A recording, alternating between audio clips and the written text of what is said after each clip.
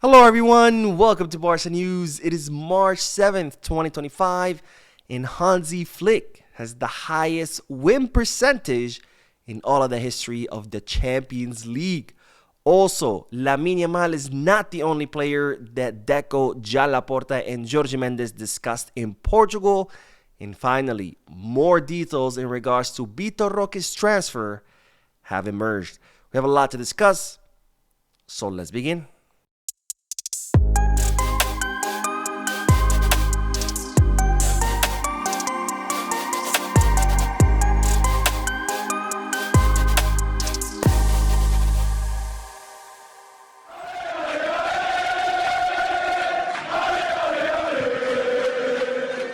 Hello everyone, welcome to the channel. My name is Mo and we will begin this video with the news that Hansi Flick has the highest win percentage in the Champions League history. Now Hansi Flick has coached 27 Champions League matches throughout his career as a manager, out of which he has won 23, giving him a winning percentage rate of 85%.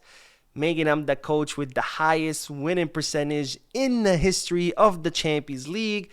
In second place is the former Bayern Munich legendary coach Jupp Heynckes with 70% winning rate, which is 15 points behind the Barcelona coach. Now, when Hansi Flick was the manager of Bayern Munich, he had 16 victories and only one defeat, which came at the hands of PSG back in April of 2021. And since becoming the manager of Barcelona, he has racked up 7 victories, 1 draw, which came at the hands of Atalanta, and only 1 defeat, which came at the hands of Monaco, which again brings the total of Hansi Flick to 23 victories, 1 draw, and 2 defeats.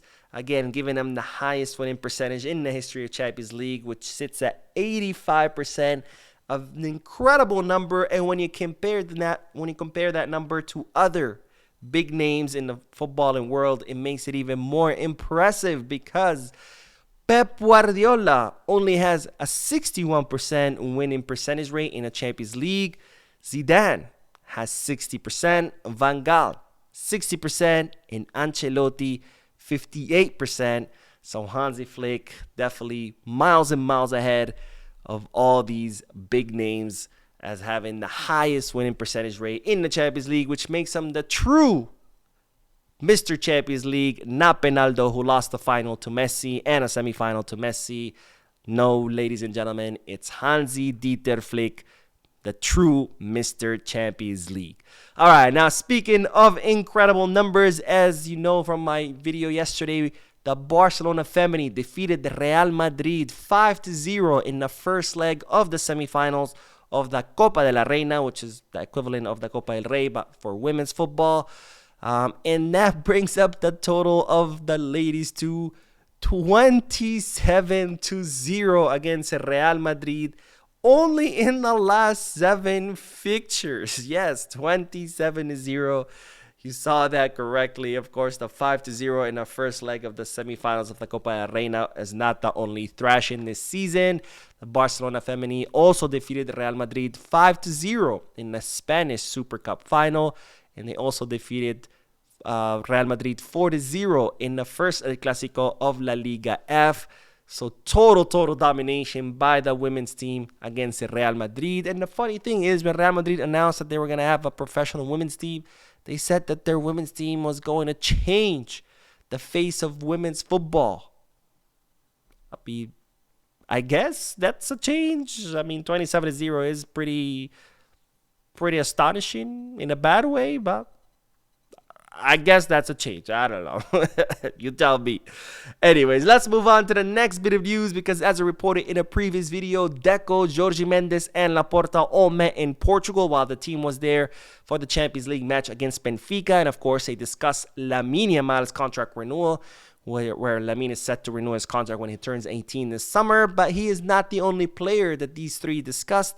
They also discussed Guille Fernandez. If you don't know by now who Guille Fernandez is, he's one of the most promising young talents currently in Barca Athletic. He's a 16-year-old center midfielder. Of course, he's the cousin of Tony Fernandez, which I think I told this story before. It's a pretty cool story. Their dads are twins and their moms are twins, and they married each other, and they had, Guille and Tony, who played together in Barcelona, and they're both very promising players. So I think it's a pretty cool story. It'll be pretty cool to see the two of them play on the first team. But that's not the news. The news is that Guille Fernandez was discussed in that meeting, where Laporta and Deco informed Jorge Mendes, who is the agent of Guille Fernandez, that they were very, very happy with the development of the player, that he's coming along really well at Barca Athletic. He's become one of the most important players of Barca Athletic.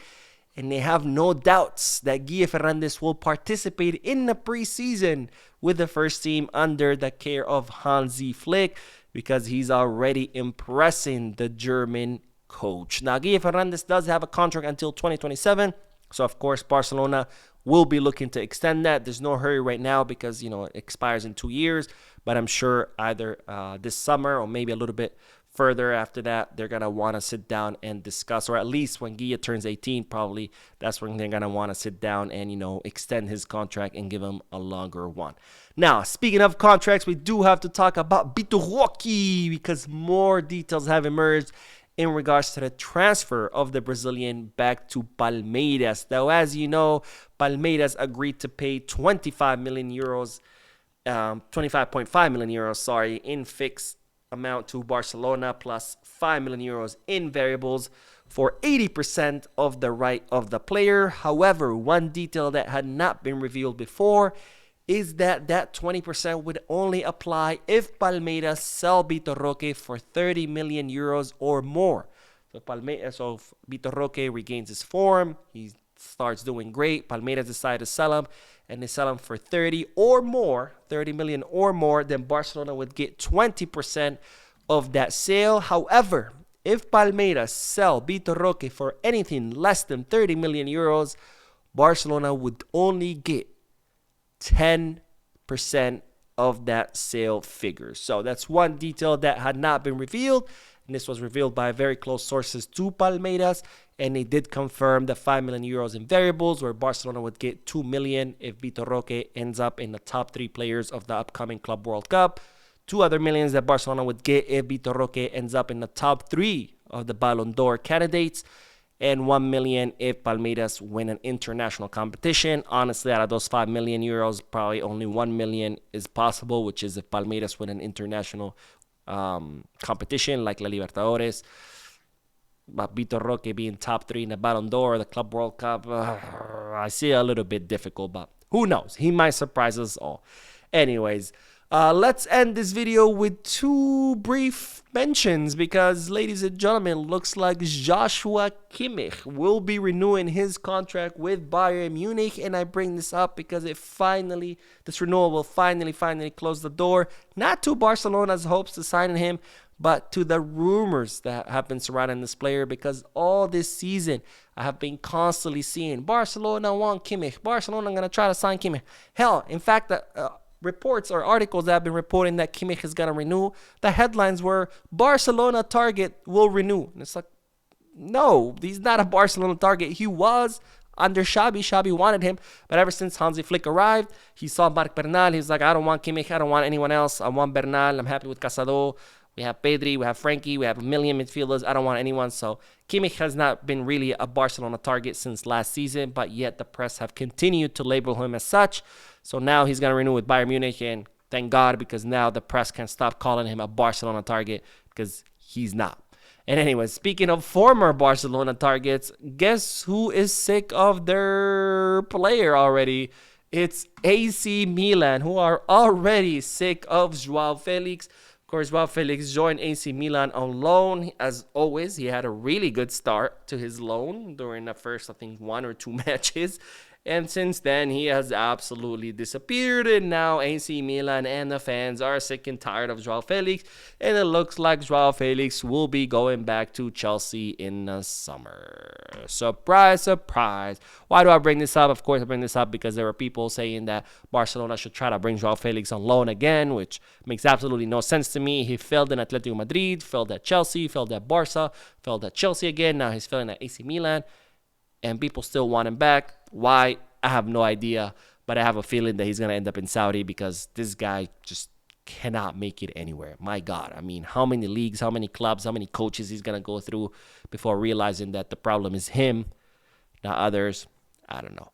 Anyways, that is all the news for this video. I did do the podcast earlier today. If you haven't seen it yet, make sure to check it out. Don't forget to hit the like button, subscribe to the channel, drop a comment. And as always, peace, Barça.